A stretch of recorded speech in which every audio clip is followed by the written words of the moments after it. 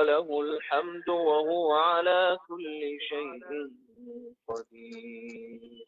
لا إله إلا الله وحده لا شريك له، له الملك وله الحمد وهو على كل شيء قدير.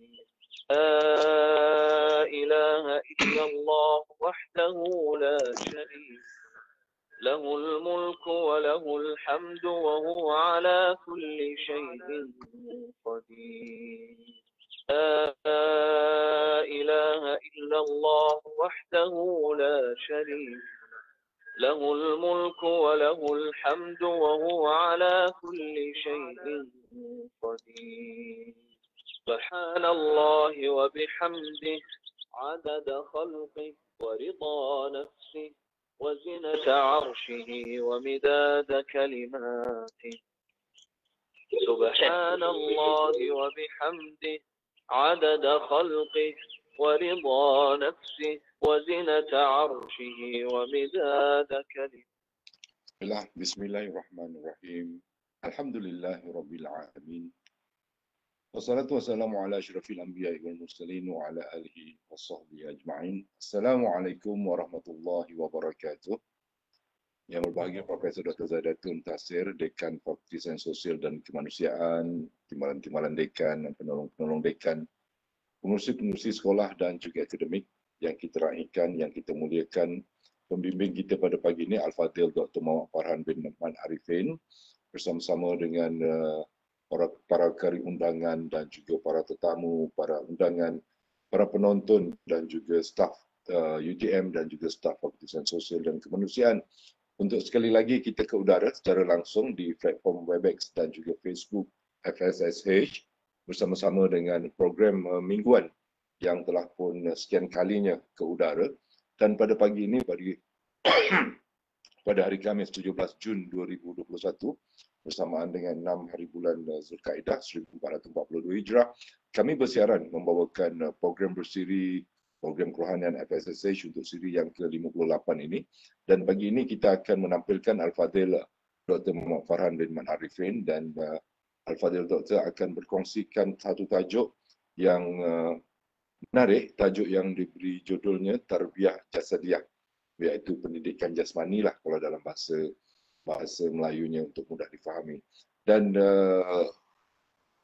tajuk ini diangkat daripada surah Al-Isra ayat 36 hingga 38 untuk sama-sama kita mendapatkan maklumat, untuk sama-sama kita mendapatkan ilmu, pengetahuan, tips-tips yang boleh digunakan untuk kita mendidik mendidik jasmani kita untuk menjadi insan yang baik, insya-Allah. Baiklah tuan-tuan dan puan-puan, tanpa melengahkan masa, majlis dengan berbesar hati mempersilakan pembimbing kita pada kali ini, Al-Fadhil Dr. Muhammad Farhan bin Nu'man Arifin, untuk meneruskan majlis. Silakan Doktor. Assalamualaikum warahmatullahi wabarakatuh. Boleh dengar suara? Dengar Doktor, alhamdulillah jelas. Okey. Terima kasih kepada Cik Jais yang saya muliakan Pak Dekan Fakulti Sains Sosial dan Kemanusiaan Prof. Zaidatun dan timbalan Cik Fauzi, Abu Husin dan semua staf Fakulti Sains Sosial dan Kemanusiaan sekalian. Pada pagi ini kita mulakan dengan bacaan dulu. Okay. Saya akan mulakan dulu Cik Dayat. Yep. Semoga akan diikuti oleh para qari seterusnya insya-Allah. A'udzu billahi minasy syaithanir rajim. Bismillahirrahmanirrahim. Wala taqfu ma laysa laka bihi 'ilm.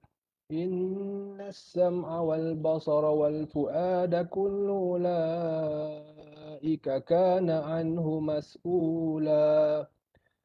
ولا تمش في الأرض مرحا إنك لن تخرق الأرض ولن تبلغ الجبال طولا كل ذلك كان سيئه عند ربك مكروها صدق الله العظيم.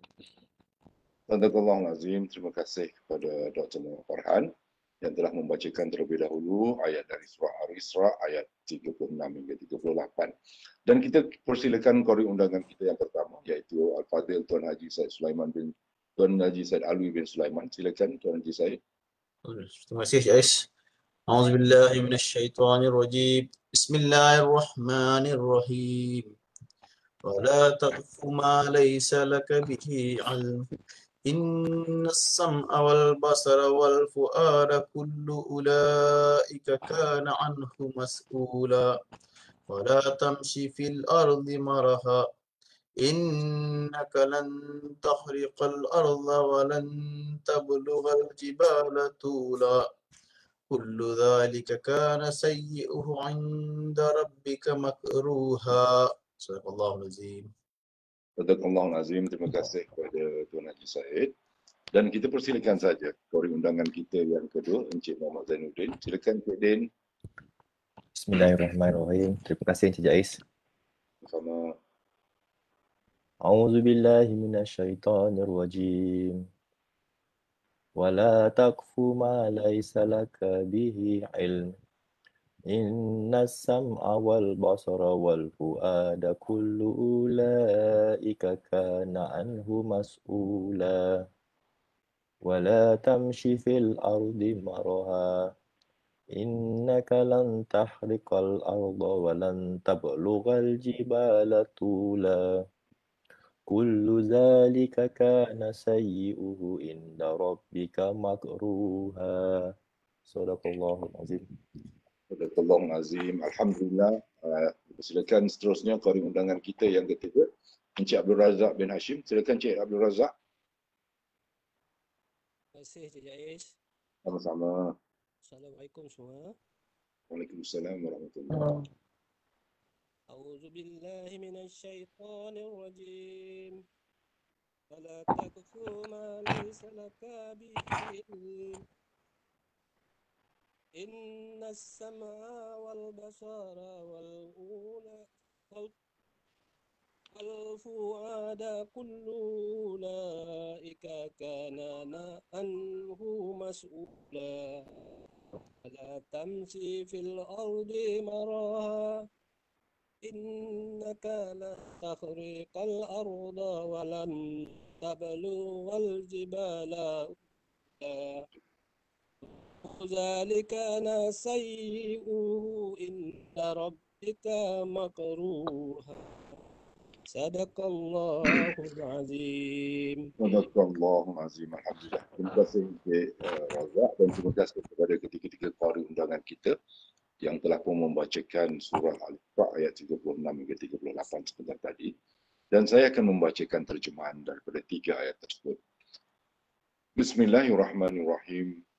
Dan janganlah engkau mengikut apa yang engkau tidak mempunyai pengetahuan mengenainya. Sesungguhnya pendengaran dan penglihatan serta hati, semua anggota itu tetap akan ditanya tentang apa yang dilakukannya. Dan janganlah engkau berjalan di bumi dengan berlagak sombong, kerana sesungguhnya engkau tidak akan dapat menembussi bumi dan engkau tidak akan dapat menyamai setinggi gunung-gunung. Tiap-tiap satu perintah itu menyalahinya adalah kejahatan yang dibenci di sisi Tuhanmu. Sadaqallahul Azim. Baiklah tuan-tuan, demikian tadi terjemahan daripada surah Al-Isra 36-38 dan kami kembali meneruskan program kerohanian FSL seri 58 ini dengan mempersilakan Al-Fadhil Dr. Muhammad untuk meneruskan bimbingan beliau dengan tajuknya Tarbiyah Jasadiah. Silakan Dr. Terima kasih kepada Encik Jais. Assalamualaikum warahmatullahi wabarakatuh. Assalamualaikum warahmatullahi wabarakatuh. Baik, berkenaan dengan Bismillahirrahmanirrahim. Berkenaan dengan ayat tadi, surah Al-Isra ayat 36 hingga 38 menerangkan tentang jasad, perintah untuk kita menjaga daripada aspek jasmani ataupun pendengaran, penglihatan, hati dan anggota badan lah. Kemudian dilarang berlagak sombong dan menyalahi setiap perintah itu. Tapi apa yang saya ingin bawa dalam konsep yang dalam rangka yang lebih besar, iaitu ayat tadi merupakan usul ukhra ataupun satu bentuk usul satu bentuk apa panggil prinsip ataupun kaedah linizam mujtama' Islami untuk kita menyusun, untuk kita mentadbir, untuk memberi sistem kepada masyarakat Islam. Jadi ayat tersebut merupakan satu rangkuman daripada dengan ayat-ayat sebelum dan selepasnya, iaitu dalam munasabatul ayat ataupun dalam hubungan antara ayat-ayat.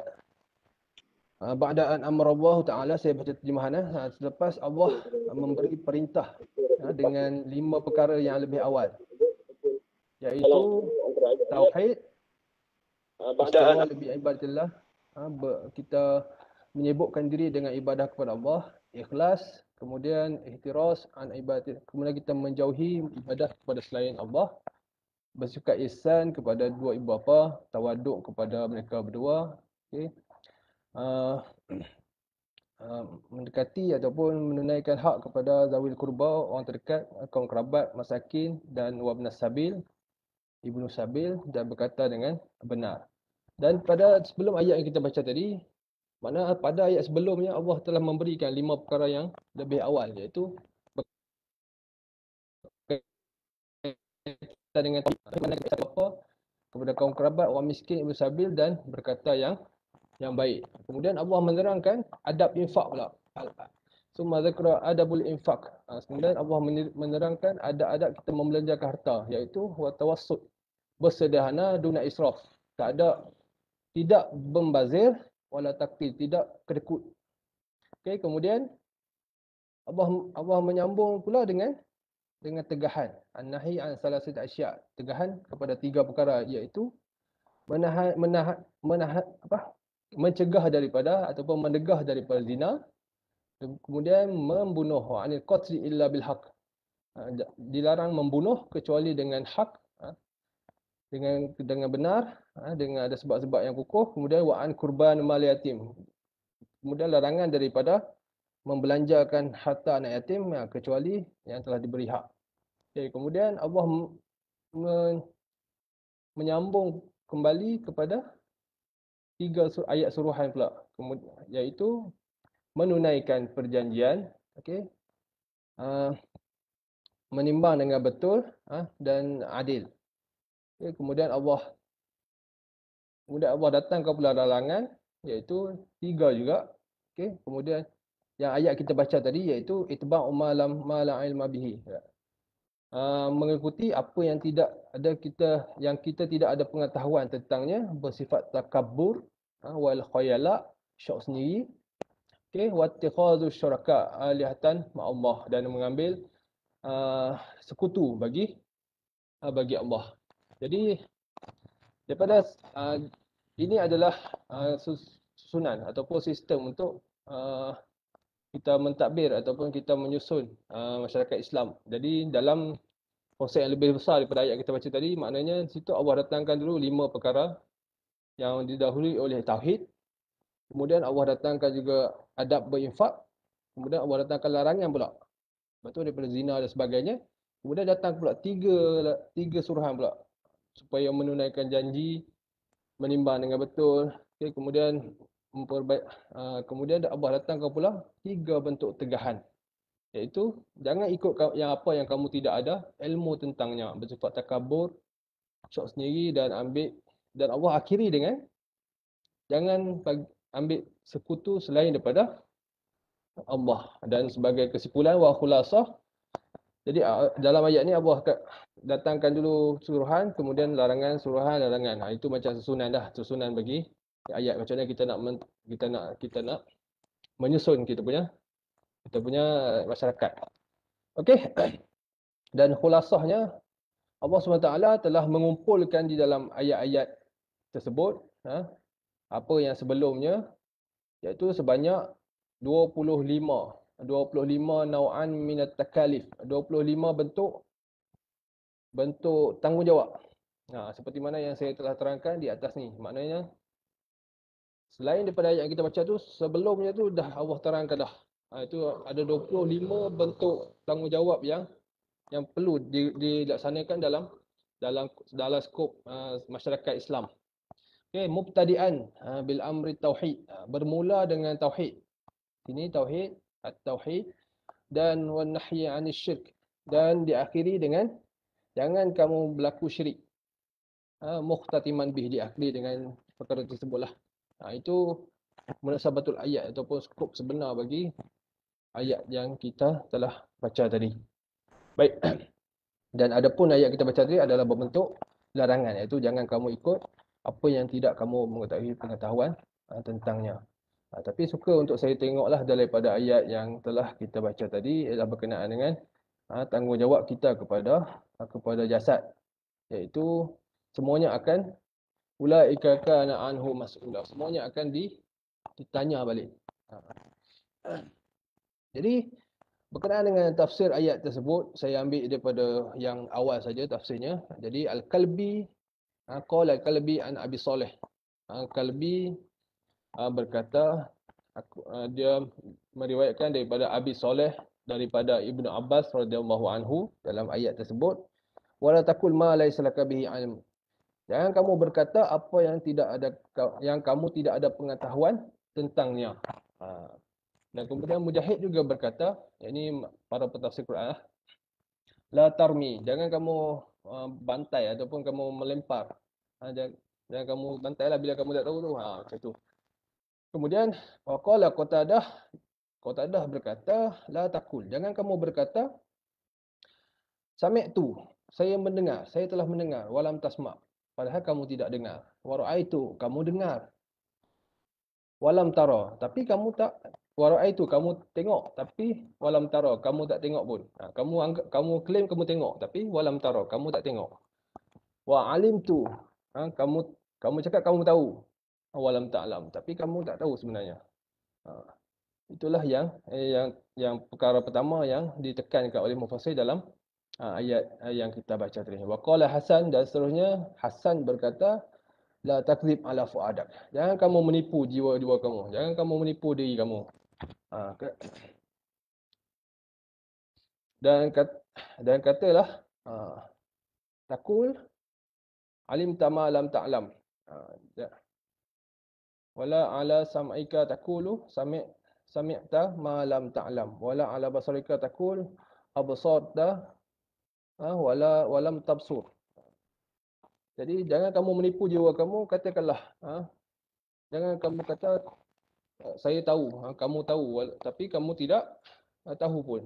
Jangan juga kamu menipu pendengaran kamu yang kamu katakan saya dengar ataupun saya mendengar perkara tersebut, padahal kamu tidak dengar. Dan begitu juga atas pandangan kamu, atas penglihatan kamu, mengatakan kamu melihat, tapi kamu sebenarnya tidak pun melihatnya. Jadi itu yang disebutkan oleh Hasan. Okey, itu berkaitan dengan tanggungjawab. Maknanya kita tak boleh nak claim kita dengar tapi kita tidak mendengar. Kita perlu bertanggungjawablah atas perkara yang kita telah sebut, iaitu sami'at ataupun perkara yang kita pernah yang kita perlu bertanggungjawab ke atas perkara yang kita sebut, yang kita dengar, yang kita lihat. Itu benda yang penting dalam hal ni. Bahkan tidaklah menjadi satu perkara yang elok bila kita katakan satu perkara yang kita tidak tahu. Lebih utama kita menyebutkan tidak tahu berbanding kita cuma bantai saja apa jawapan yang ada, insya-Allah. Okey, daripada ayat tersebut yang dinyatakan dalam Quran dan landasan tafsirnya oleh para ulama, berkenaan dengan tanggungjawab kita kepada jasad terhadap penglihatan, pendengaran, percakapan. Jadi saya rangkumkan ke dalam satu tajuk tarbiyah jasadiyah. Iaitu apa yang dimaksudkan tarbiyah jasadiyah ini ialah untuk melahirkan mukmin yang sihat, sedia berkhidmat, memberi sumbangan pada Islam dan berjihad dalam jalan Allah SWT. Dan Islam terbukti dalam banyak ayat lain yang telah saya rangkumkan, menitik beratkan penjagaan jasmani melalui kebersihan, pemakanan dan Riyadhah. Jadi setiap ayat tu kita akan telusurilah dia punya macam mana dia punya pemberatan dalam Islam. Okey, untuk tajuk yang pertama ataupun pembahagian yang pertama, saya letakkan bawah tanggungjawab manusia kepada jasad. Iaitu berkaitan dengan ayat kita baca tadi, wala taqfu ma laysa laka bihi ilm. Yang kamu ikut apa yang kamu tak tahu. Baik, itu tanggungjawab pertama pada jasad, iaitu pendengaran, penglihatan, semuanya akan disoal. Anggota tu semua akan disoal oleh Allah Subhanahu wa taala.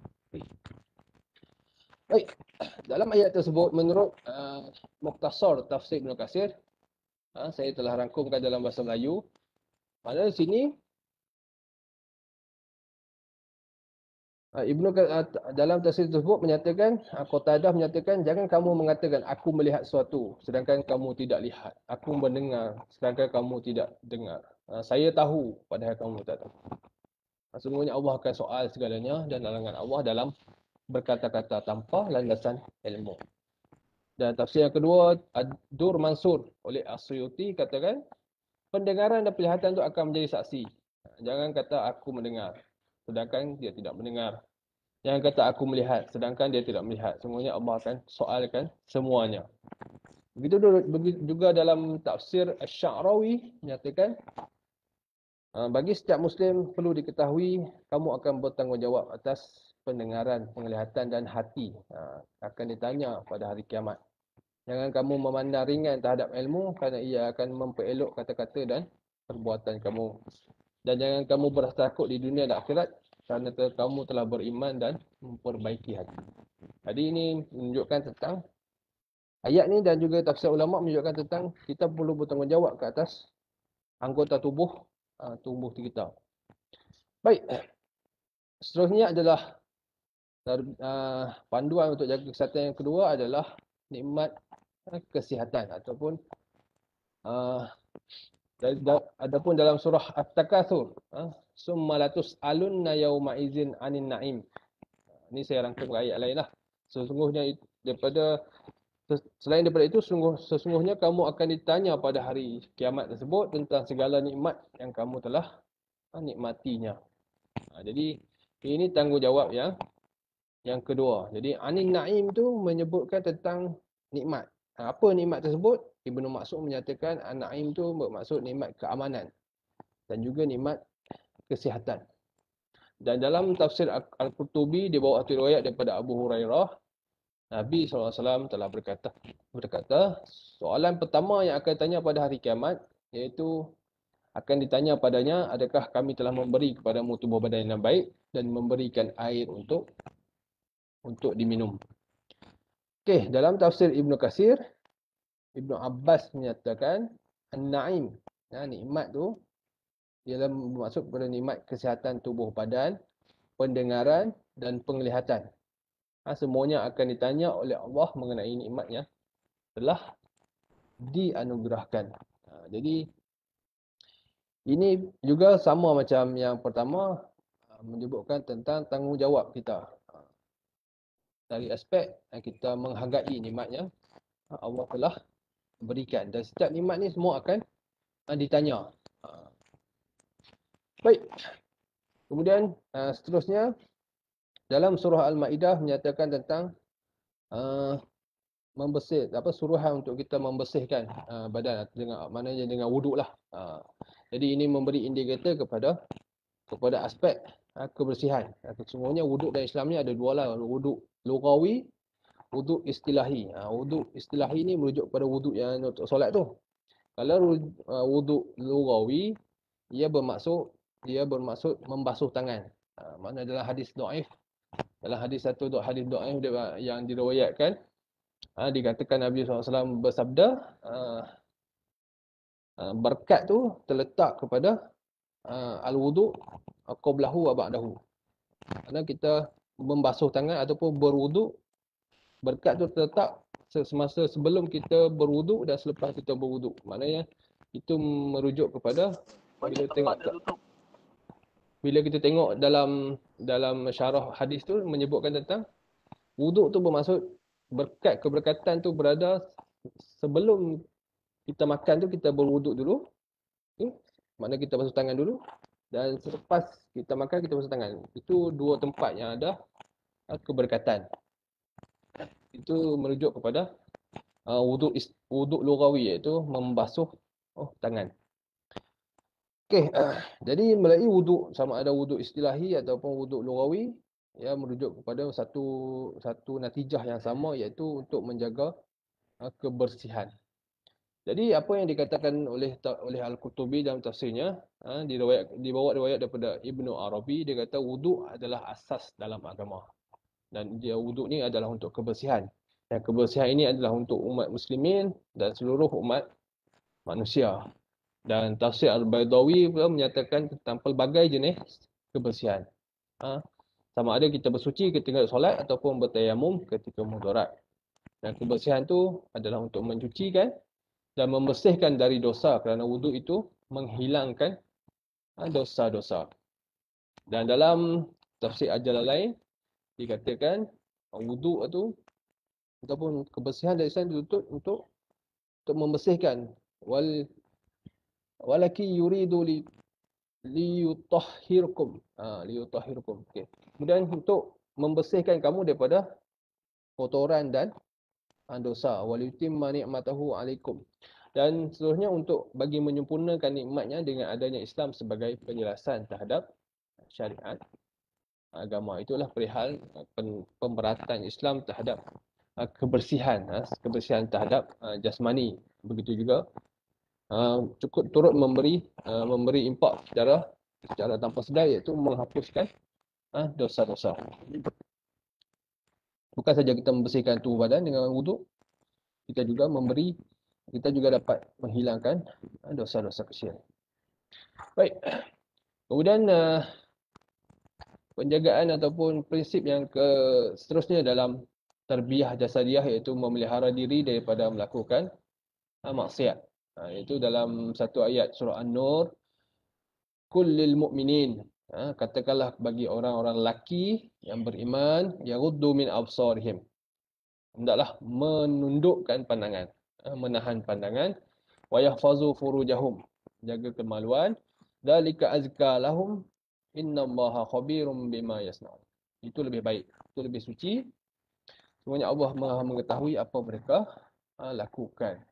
Jadi dalam bab memelihara diri daripada perkara yang dikeji ni, yaghuddu min absarihim wa yahfazu furujahum ni, Asy-Sya'rawi menyatakan sungguhnya Allah telah membataskan penglihatan mata manusia daripada melihat sesuatu yang haram. Maka Allah memerintah dan melarang sesuatu dan membataskan nafsu, sama ada ia lakukan atau tinggalkan. Okay. Dan menurut tafsir Al-Baydawi, bagi orang mukmin taklah menahan pandangan dari melihat maksiat dan melihat kemaluan mereka kecuali di antara suami isteri. Sungguhnya Allah Maha mengetahui apa yang kamu lakukan di dunia. Dan dalam yang lebih memfokus dalam tafsir At-Tabari dinyatakan mata dan hati ini ada satu ikatan yang kuat. Kerana apa yang dilihat akan membentuk perasaan di hati.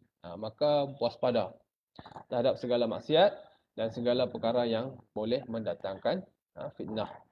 Jadi ini juga yang menjadi sakungan dalam hadis, maknanya daripada mata turun ke hati, lepas tu sehingga dah lebih lanjut. Kalau tak jaga daripada mata, jadi ia akan mendekati kepada zina dan sebagainya. Okey, itu keperluan bagi lelaki lah untuk menjauhi daripada maksiat. Dan seterusnya dalam prinsip lain dalam tarbiyah jasadiah yang saya jumpa ni ialah bagi wanita, iaitu memelihara aurat dan syahwat bagi wanita. Dan ini kita ambil daripada awal, wa kullil mu'minat, bagi orang-orang mukmin yang wanita, perempuan, yaghdudna min absarihin wa yahfazna furujahun. Okey. Wala yubdina azinatahunna illa ma zahara minha. Ini tentang ayat untuk menundukkan pandangan bagi wanita dan menjaga kemaluan. Lepas tu tidak menunjukkan perhiasannya kecuali apa yang boleh apa yang dibenarkan untuk didedahkan, iaitu tapak tangan, muka dan sebagainya. Kemudian dan wadrib wala yadribna bi khumurihinna. Wal yadribna bi khumurihinna, dan hendaklah dia menjatuhkan dia punya tudung-tudung ataupun pelindung ke atas juyubihinna, ke atas dada-dada mereka. Okey. Itu tentang memelihara aurat dan syahwat bagi wanita.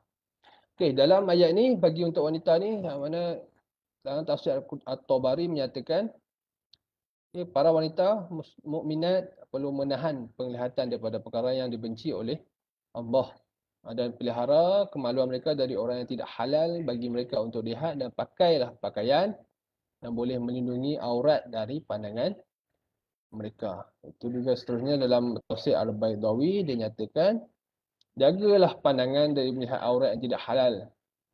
Dan kemudian memelihara kemaluan daripada zina, kerana aurat itu akan membawa kepada perzinaan. Ini tentang suruhan untuk aurat. Jadi dalam tafsir Al-Badawi turut menyatakan aurat tu yang utama. Kalau tak untuk aurat tu, maknanya itu dah membawa kepada pendedahan, kepada perzinaan. Okey, kemudian dalam tafsir Al-Baghawi dinyatakan perlulah menahan pandangan dan memelihara kemaluan dari orang yang tidak halal, dan tutup sehingga tiada seorang pun yang dapat melihatnya. Baik, itu bagi mukminat ataupun bagi wanita, iaitu memelihara aurat ataupun badan. Okey, kemudian ada lagi berkaitan dengan tarikan tubuh badan. Ini berkaitan dengan ayat tentang golongan munafik sebenarnya. Tapi saya masukkan juga sebab badan kita, jasad kita ni ada tarikan. Bagaimana yang Allah nyatakan dalam surah Al-Munafiqun, wa idza ra'aitahum tu'jibuka ajsamuhum wa in yaqulu tasma' liqaulihim ka'annahum khushubun musannadah yahsabuna kulla sayhatin 'alaihim humul adu fahdharhum qatalahumullah anna yufakun. Okey, Allah nyatakan di sini, wa idza ra'aitahum, apabila kamu lihat mereka, tu'jibuka, kamu rasa takjub, kamu rasa tertarik, ajsamuhum, terhadap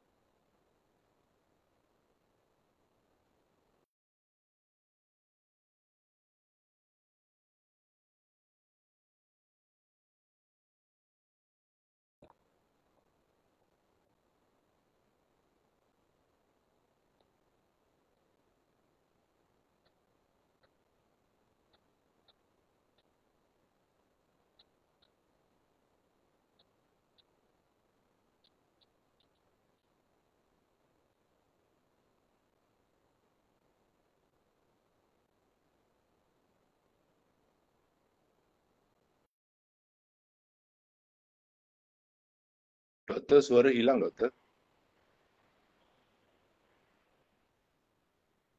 Nampak macam Dr. Farhan ni ada masalah internet.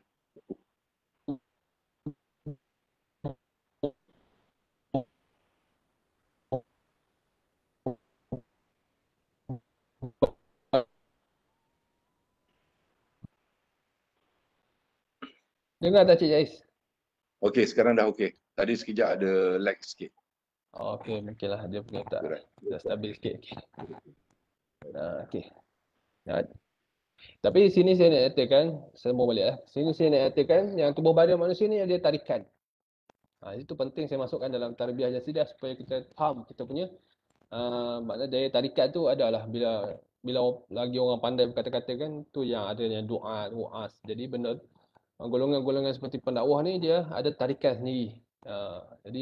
Jadi jasad manusia pun begitu juga, dia ada daya tarikan. Bila kita tengok, kita rasa kagum. Bila dia cakap, kita rasa nak dengar mereka bercakap kerana manis dan fasih. Baik, itu berkaitan dengan tubuh badan. Dalam tafsir Al-Jalalain dia nyatakan dalam ayat wa idza ra'aitahum tu'jibuka ajsamuhum tu dinyatakan oleh Suyuti, dia katakan pada mereka golongan munafik tu, kecantikan tubuh badan dan kefasihan dalam bertutur ialah tanpa menggunakan akal. Mereka cantik, mereka fasih, tapi tak ada akal. Dia tak disertai dengan akal. Okey, dalam tafsir As-Samarqandi dinyatakan seorang lelaki yang bernama Abdullah bin Ubay bin Salul yang mempunyai, ni ketua puak golongan munafik lah, yang mempunyai bentuk tubuh badan yang menarik dan fasih ketika berbicara. Itu yang ayat ni merujuk kepada beliau lah sebenarnya. Okey, kemudian tafsir Al-Baghawi, sesungguhnya pada mereka kecantikan tubuh badan dan kefasihan dalam berbicara, seakan-akan mereka adalah benar. Jadi benda ni agak penting lah supaya walaupun orang tu menarik, tapi orang tu menarik, orang tu fasih bercakap, kita perlu tapis jugalah.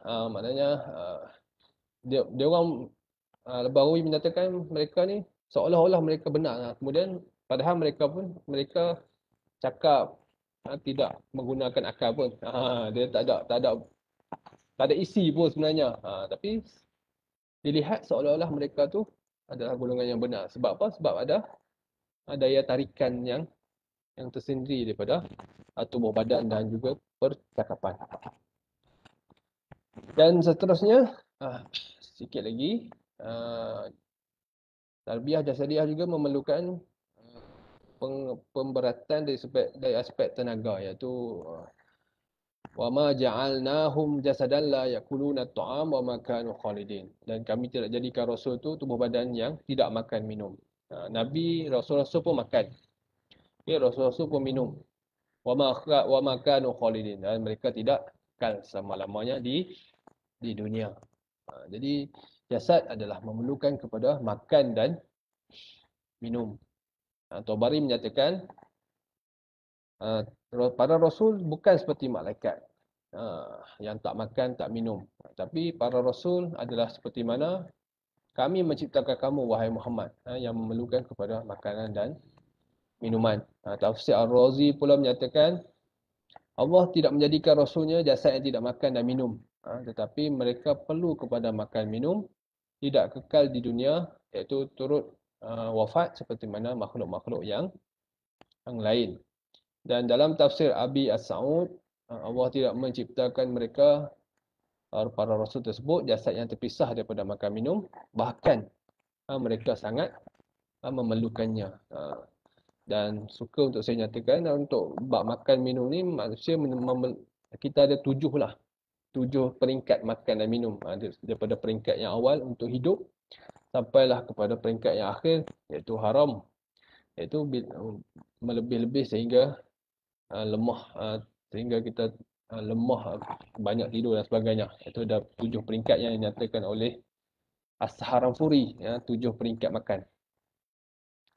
Dia ada wajib, dia ada sunat, sehingga memenuhi 1/3 daripada tubuh badan. Kemudian dia ada harus situ.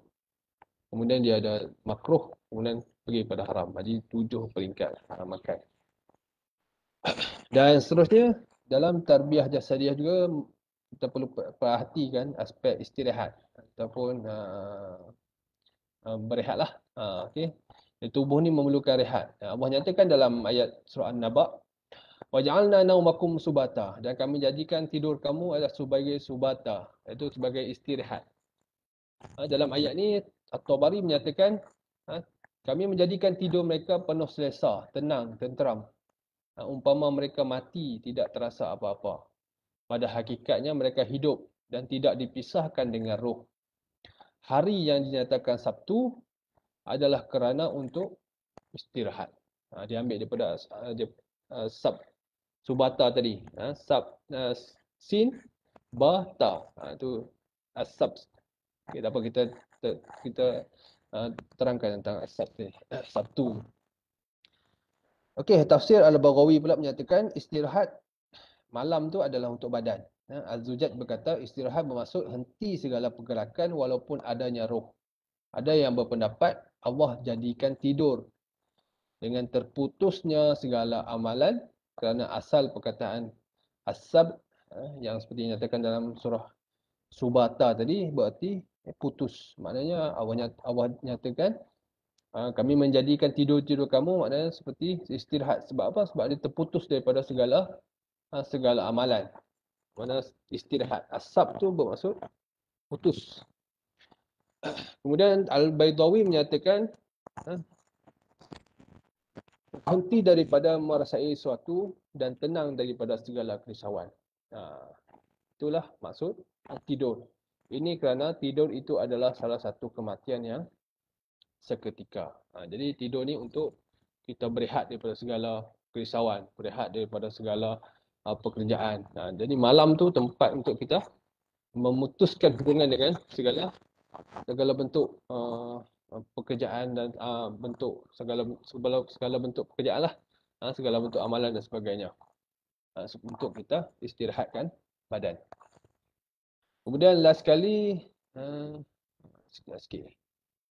Okey, seterusnya adalah untuk menegah dari makan atau minum secara berlebihan. Ini juga tanggungjawab seperti mana suruhan untuk makan, begitu juga ada batasan untuk kita makan. Jadi Allah menyatakan wala tusrifu, jangan kamu membazir. Innahu la yuhibbul musrifin. Kerana Allah tidak menyukai orang yang membazir ataupun melampaui batas. Okey. Dan Tabari menyatakan Allah memerintahkan untuk makan dan minum. Okey, tapi jangan lebih-lebih dan menunjuk. Begitu juga Al-Baghawi katakan pada satu masa kaum Bani Amir sangat agungkan ibadah haji, sehingga mereka tidak makan apa pun. Haji je.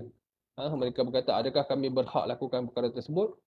Kemudian turunlah ayat wakulu, iaitu makanlah, makan itu daging lemak, washrabu, dan minumlah, yakni merujuk pada susu. Wala tusifu, jangan haramkan apa yang telah dihalalkan oleh Allah. Itu tentang sebab nuzul ayat. Maknanya mereka ni terlalu mengagungkan haji sampai tak nak makan. Jadi Allah turunkan ayat wakulu, makanlah, washrabu, minum, wala tusifu, jangan kamu haramkan apa yang Allah telah halalkan. Dan dalam tafsir Al-Qutubi, Allah nyatakan Qutubi menyatakan iaitu menghalang daripada kelaparan dan kehausan. Kita perlu menghalang daripada lapar dan haus. Lapar haus kena tunaikan hak badan. Jaga badan dan jaga diri dan tubuh badan. Jangan juga makan secara berterusan kerana ia akan melemahkan jasad, membinasakan diri dan melemahkan manusia daripada ibadah. Bila lagi kita masa PKP ni kan duduk di rumah. Dan saya rasa yang terakhir adalah untuk balasan terhadap jasad. Ini merujuk kembali kepada yang pertama tadi, makna kita akan dipertanggungjawabkan. Yauma tashhadu alaihim alsinatuhum wa aydihim wa arjuluhum bima kanu ya'malun. Dan ada satu hari nanti, pada hari kiamat nanti, lidah mereka, wa aydihim, lisan mereka, tangan mereka, wa arjuluhum, kaki mereka akan menjadi saksi. Anggota badan yang akan bersaksi, anggota badan yang akan bercakap tentang apa yang telah mereka lakukan. Okay. Jadi Al-Baghawi menyatakan pada hari pembalasan, Yaumul Hisab nanti, lidah, tangan, kaki akan bercakap dan akan menjadi saksi kepada setiap perbuatan manusia di dunia.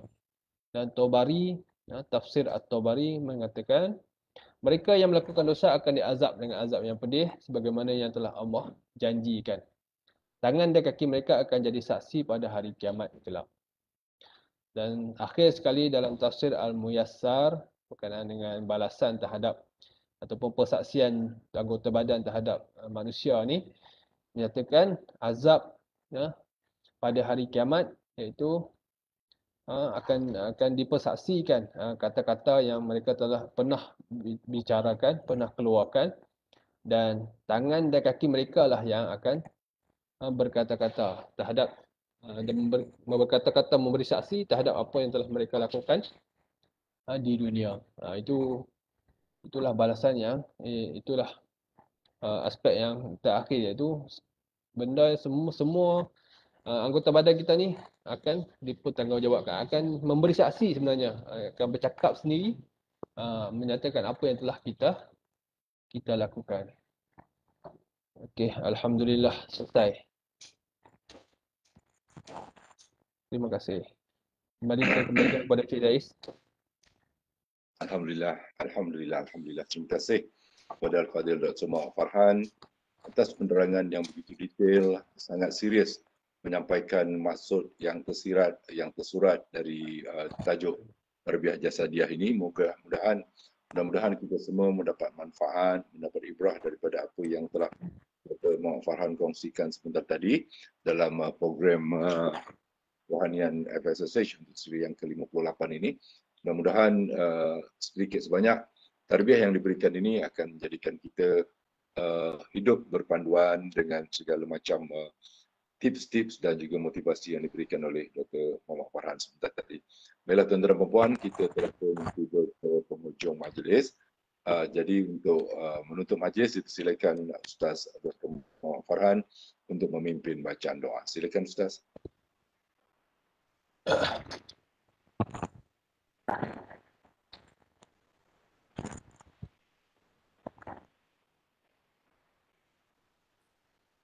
Ustaz, silakan pimpin baca doa. Awak baca doa ya? Okey, jap.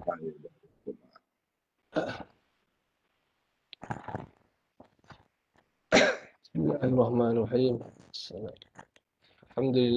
Bismillahirrahmanirrahim. Alhamdulillahirabbil alamin, hamdan yuwafi ni'amahu wa yukafi mazidah. Ya Rabbana lakal hamdu kama yanbaghi li jalalika wajhika karim wa azima sultanik. Amin. Allahumma salli ala sayyidina Muhammad wa ala alihi wa sahbihi ajma'in. Allahu ya mujibus sa'ilin.